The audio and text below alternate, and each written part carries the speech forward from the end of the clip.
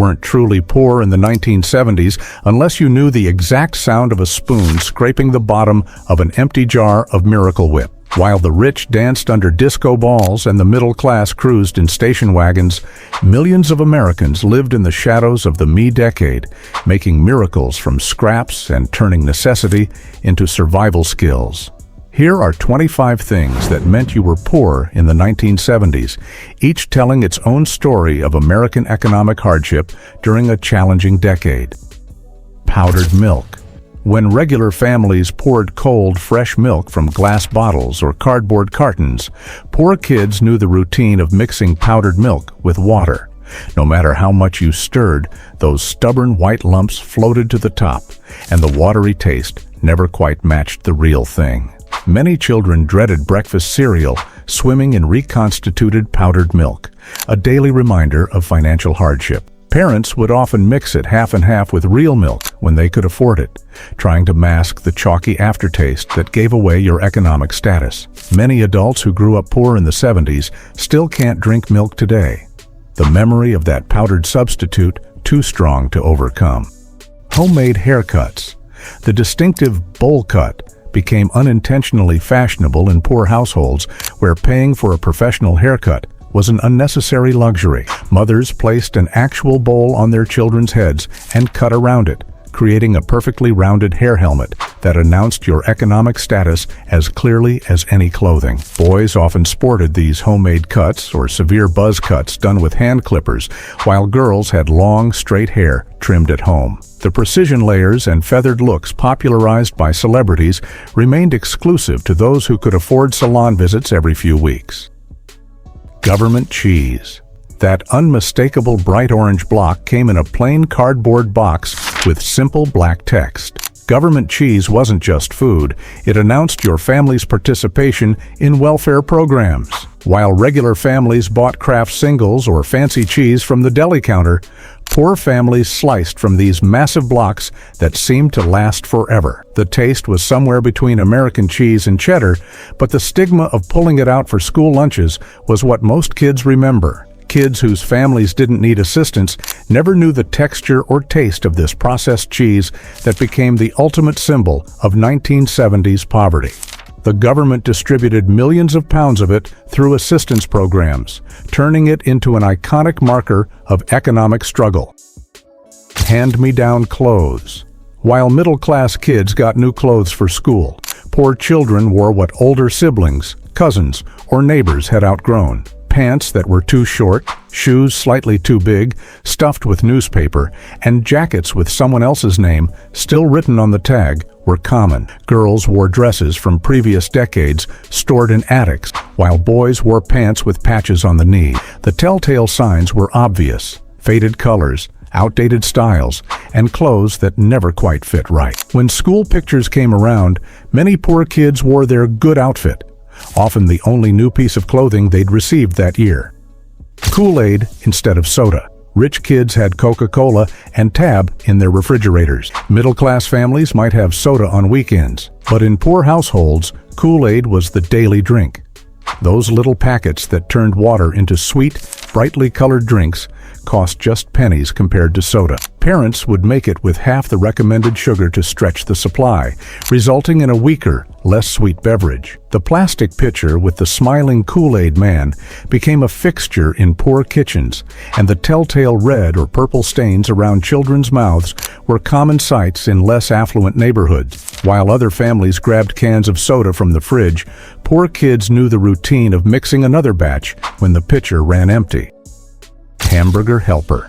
When meat prices soared in the 1970s, Hamburger Helper became the salvation of poor families trying to stretch a half-pound of ground beef to feed everyone. That iconic hand mascot on the box promised a complete meal, but kids from poor homes knew the reality: more helper than hamburger. Parents would use less meat than called for, sometimes substituting TVP, textured vegetable protein, to make it stretch even further. The powdered sauce mix with its artificial flavors tried its best to disguise the lack of meat, but children always noticed. Middle-class families might have it occasionally, but in poor homes, different varieties of Hamburger Helper appeared on the table several nights a week. TV dinners on metal trays.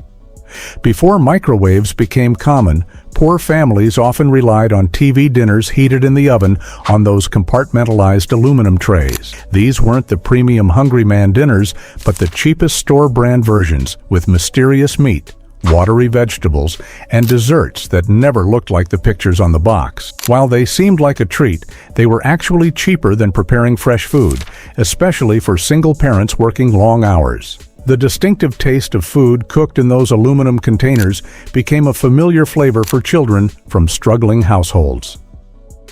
Free school lunch tickets. Nothing marked a poor kid in the 1970s quite like the colored lunch tickets or punch cards that identified who received free or reduced price school meals. While other children paid with cash, poor students handed over distinctive tickets that might as well have been labeled "poor" in big letters. The system meant well but created daily humiliation as cafeteria workers sometimes called out "free lunch" when checking tickets. Many poor children chose to go hungry rather than expose their family's financial situation, hiding those colored tickets deep in their pockets until absolutely necessary.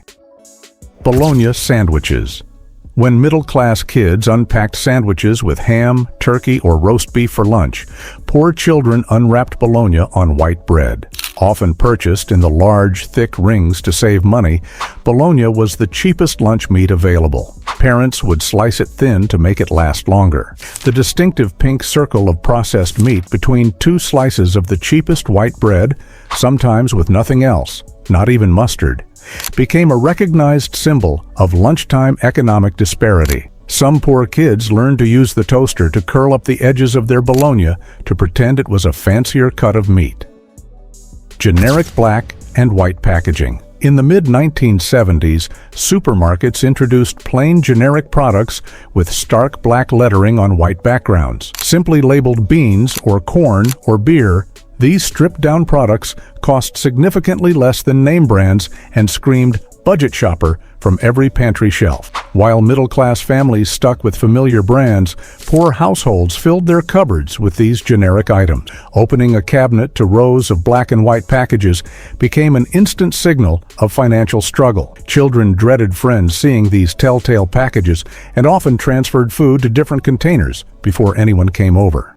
Cloth diapers with safety pins. While disposable diapers existed in the 1970s, they were too expensive for many struggling families. Poor households used cloth diapers secured with safety pins and covered with plastic pants. This meant daily washing, hanging lines full of white squares, drying in the sun, and the constant smell of ammonia that lingered around poor households with babies. The distinctive plastic pants over bulky cloth created a wider waddle for babies from poor families, and the safety pins became a visual symbol of making do with reusable options, while wealthier neighbors enjoyed the convenience of disposables.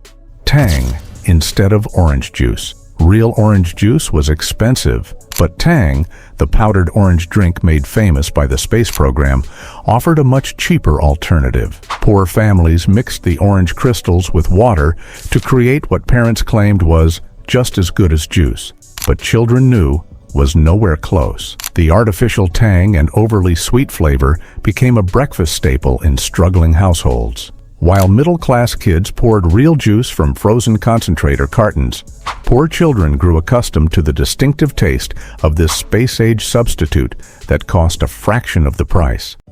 Patch jeans and iron-on repair. Designer jeans became popular in the 1970s, but poor kids wore denim long past its prime, with mothers patching holes and tears to extend their life. The colorful iron-on patches, often with cartoon characters or rainbows, became involuntary fashion statements for children from struggling families. While wealthier kids wore new Levi's or fashionable bell-bottoms, poor children sported obvious repairs on faded denim. Patches on both knees, sometimes layers of them as jeans wore through repeatedly, signaled that new clothes weren't in the family budget.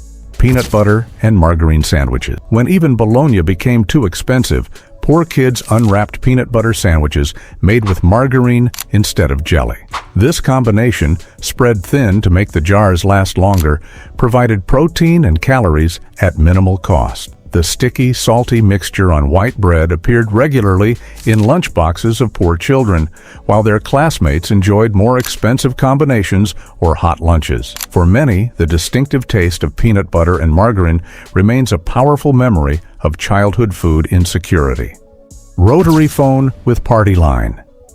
While middle-class families upgraded to private lines and push-button phones in the 1970s, poor households often shared party lines with neighbors to save on monthly bills. These shared telephone connections meant others could listen to your conversations, and you had to wait your turn to make calls. The frustration of picking up the receiver to hear neighbors talking, and the etiquette of limiting call length because others needed the line, created a daily reminder of financial limitations. The loud, distinctive ring patterns, 2 short rings for your household, 1 long for the neighbor, announced to visitors which families couldn't afford private telephone service.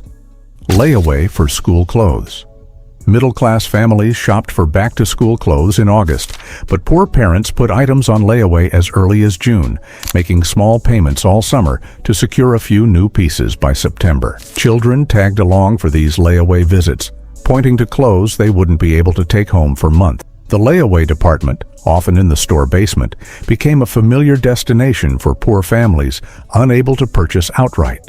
The routine of making payments and the anticipation of finally claiming those clothes created a different relationship with consumer goods, one marked by delayed gratification and financial strain. Spam as a main course. While sometimes enjoyed by all economic classes, Spam became a protein staple in poor households during the 1970s. The distinctive pink block of processed meat appeared regularly on dinner plates when fresh meat prices soared beyond reach. Sliced and fried, mixed into casseroles, or cubed in fried rice, it stretched tight budgets when paychecks ran short. The salty, processed flavor and uniquely soft texture became all too familiar to children in struggling households. The sound of that can opening with its small key signaled an end-of-month meal when grocery money had run out. McDonald's for birthdays only. Fast food wasn't a regular convenience for poor families. It was a major celebration reserved for birthdays or rare special occasions. While middle-class kids might eat at McDonald's weekly, children from struggling households recognized those golden arches as a once-a-year destination, marking only the most important events. Parents saved for these rare treats, sometimes for months, making the experience almost ceremonial. The free birthday cake the restaurant provided for celebrations saved poor families from having to purchase one separately, adding to the appeal of these special visits. Washing dishes by hand. Dishwashers became increasingly common in middle-class homes during the 1970s, but poor families continued washing dishes by hand in the sink. Children took turns washing and drying, standing on chairs to reach into soapy water while parents supervised the handling of breakable items. The routine of filling the sink, washing in order from glasses to pots, and drying with threadbare towels marked evenings in households where appliances were luxury items rather than necessities. Pruned fingertips and damp kitchen towels hanging everywhere served as visible signs of homes without modern conveniences. DIY car repairs. Poor families couldn't afford mechanic bills, turning car maintenance into weekend family projects. Fathers and older brothers worked on vehicles in driveways or streets, with children tasked with holding flashlights or fetching tools. Cars in poor neighborhoods often sat on blocks for extended periods, waiting for payday when parts could be purchased. The skills of home auto repair became necessary knowledge passed down in struggling families. Children learned to change oil, replace spark plugs, and patch radiator hoses before they could drive. Economic necessity turning them into reluctant apprentice mechanics.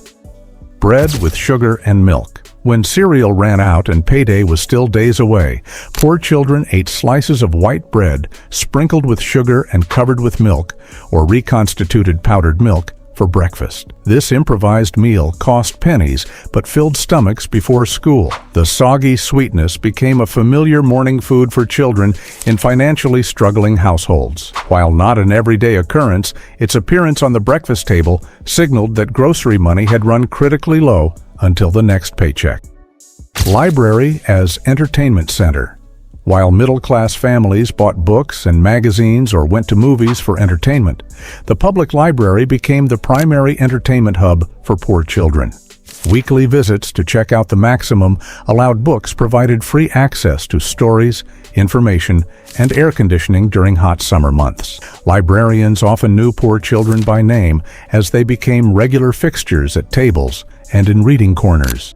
The distinctive sound of the date stamp and the weight of a stack of borrowed books represented one of the few resources equally available, regardless of economic status.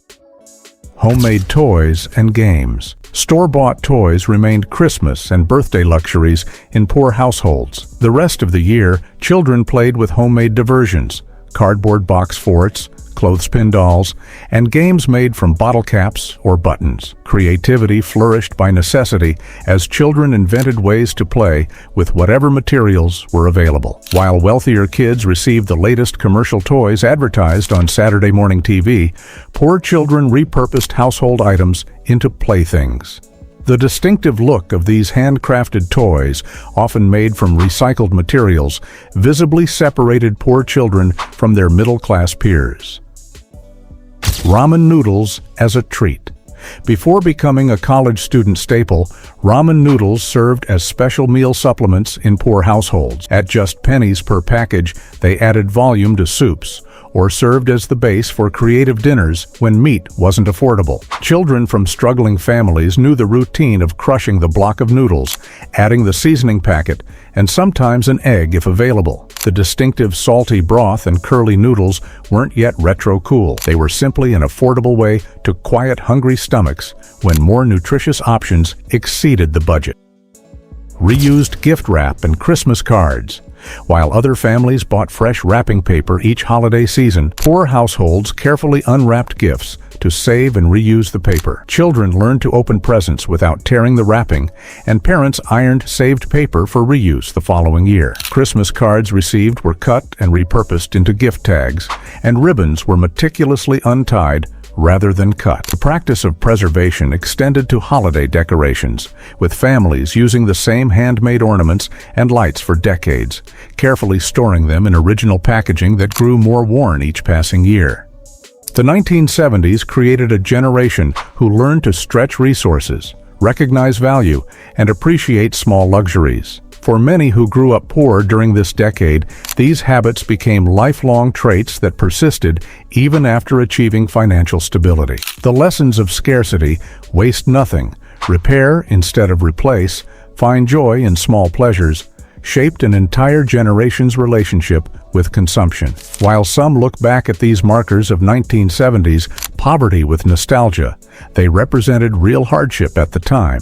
Behind each of these 25 items were parents working multiple jobs, skipping meals so children could eat, and doing everything possible to maintain dignity while struggling to make ends meet during a decade of economic volatility. The true story isn't just about the items themselves, but about the resilience, creativity, and determination of families who made do with less while trying to give their children opportunities for a different future.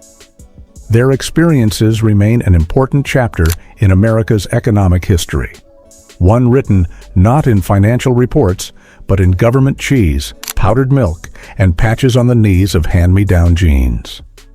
Creamed chipped beef on toast. The military men knew it by a colorful name: SOS, or shit on a shingle. Back home, mothers served it to hungry children without the crude nickname. Simple dried beef, sliced paper thin, swimming in white sauce over toast. During the Depression and both World Wars, dried beef kept without refrigeration and stretched to feed many mouths. The recipe couldn't be simpler. Melt butter in a pan, stir in flour to make a roux. Add milk slowly until it thickens, then toss in chipped beef. The salty meat flavored the entire dish, while the creamy sauce turned a few slices of beef into a meal that could feed a family. Served over toasted stale bread, it became dinner for pennies. Grandmothers would rinse the beef first to remove some salt, a trick learned from necessity when hypertension became a concern. Modern palates might find it too salty, but during harder times, salt preserved what precious protein families could afford. Water pie. Perhaps no recipe better captures ingenuity in the face of scarcity than water pie. This Depression-era dessert starts with an empty pie crust. Then you pour in water, sugar, flour, butter, and vanilla. Through the magic of baking, it transforms into a custard-like filling. Families saved sugar rations for special occasions like birthdays or Sunday dinner. Water pie let them stretch those precious sweeteners into a dessert that felt like luxury. The smooth, vanilla-scented filling created something from nearly nothing. Church suppers featured these pies alongside more expensive fruit versions. Nobody admitted which family brought the water pie, sparing them embarrassment while ensuring no child went without dessert. The recipe appears in community cookbooks across the South, sometimes called Depression pie or Desperation pie, honest names for honest times. Bread pudding. No scrap of food went to waste during hard times. Stale bread found new life in bread pudding, cubed, soaked in a mixture of milk, eggs, sugar, and cinnamon, then baked until golden. If raisins were available, they added small bursts of sweetness. Bakeries sold day-old bread at reduced prices, and thrifty housewives transformed these bargains into desserts that tasted like luxury. The recipe adapted to whatever was available, sometimes using water instead of milk, or stretching 2 eggs with extra flour. In New Orleans, fancy restaurants now serve bread pudding with whiskey sauce as a gourmet dessert. But grandmothers remember when it was simply a way to use every crust of bread when none could be spared. The warm, sweet comfort of bread pudding turned necessity into something children requested by name. Rabbit stew. When the garden failed and the pantry emptied, men took shotguns into fields and forests. Wild rabbit provided free protein for rural families willing to hunt.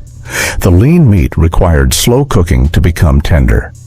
Rabbit stew combined this foraged meat with root vegetables, carrots, potatoes, onions, whatever grew in backyard gardens. The rabbit stretched further in stew form than roasted whole. Every bit of flavor leached into the broth, which soaked into dumplings dropped on top. During World War II, when meat rationing limited beef and pork, government pamphlets encouraged rabbit raising in victory gardens. Domestic rabbits converted garden scraps and weeds into protein. Children learned early not to name these animals. They weren't pets, but survival. Potato soup. The humble potato, cheap, filling, and easy to grow, saved countless families from hunger.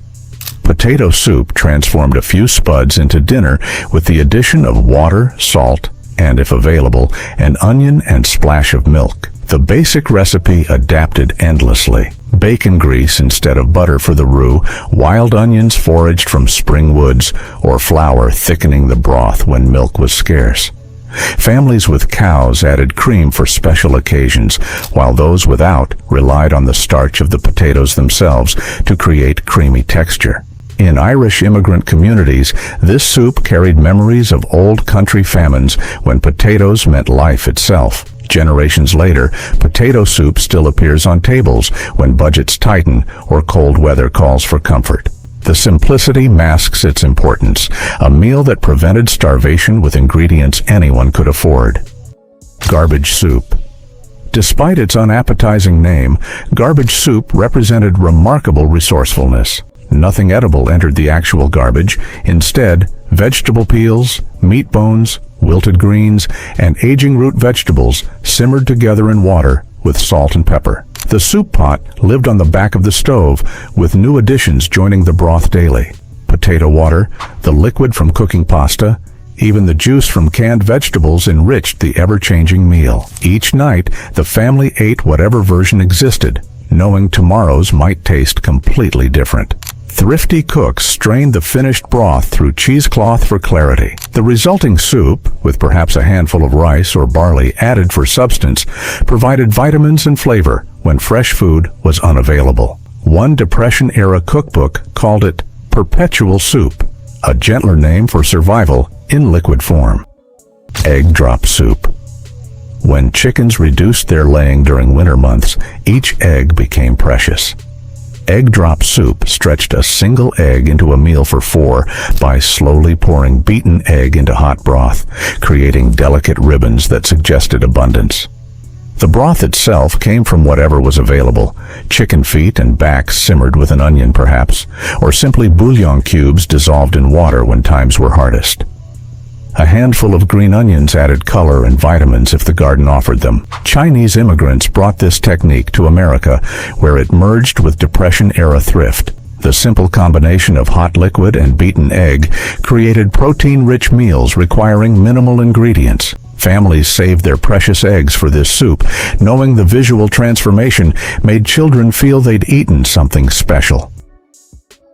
Biscuits and gravy. Southern kitchens turned flour, lard, and milk into filling meals through the magic of biscuits and gravy. The biscuits required minimal ingredients: flour, lard or bacon grease, salt, and a leavening agent. The gravy transformed a spoonful of grease and flour into creamy sauce that covered the plate.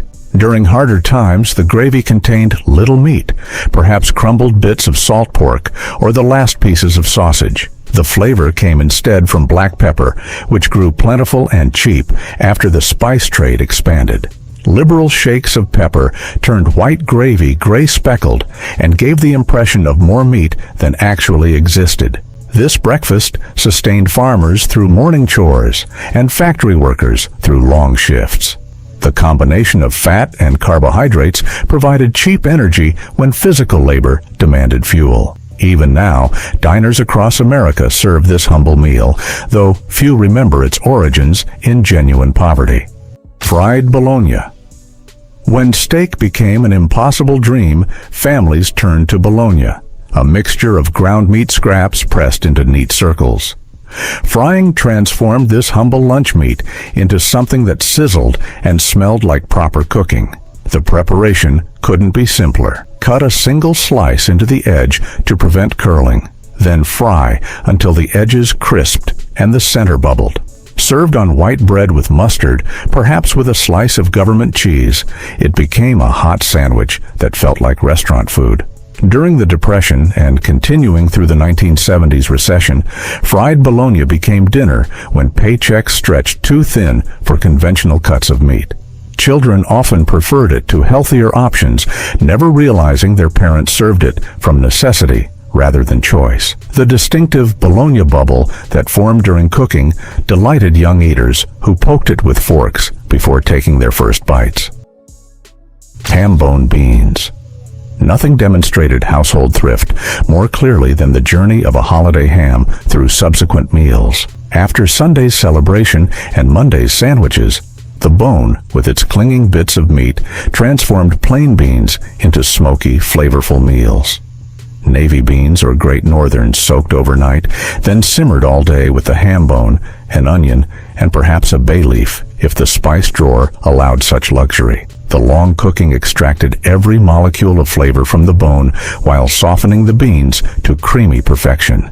These beans improved over days, growing thicker and more flavorful. Served with cornbread or over rice, they provided complete protein through the combination of legumes and small amounts of meat. The recipe appears in cookbooks with the honest title, Makeshift Beans, or more poetically, as Day After Bounty. Sugar sandwiches. Perhaps nothing speaks more directly to childhood hunger than sugar sandwiches. 2 slices of white bread spread with margarine or butter, then sprinkled with sugar. Sometimes cinnamon added spice if the budget allowed this small luxury. During the Depression, parents with nothing else to offer created these sweet treats that cost pennies but filled empty stomachs.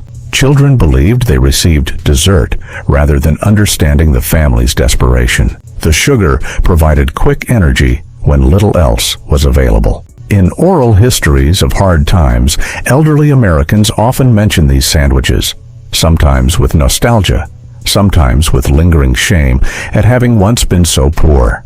The simple combination reappears whenever economic hardship strikes, becoming something of an edible economic indicator across generations. Bread soup.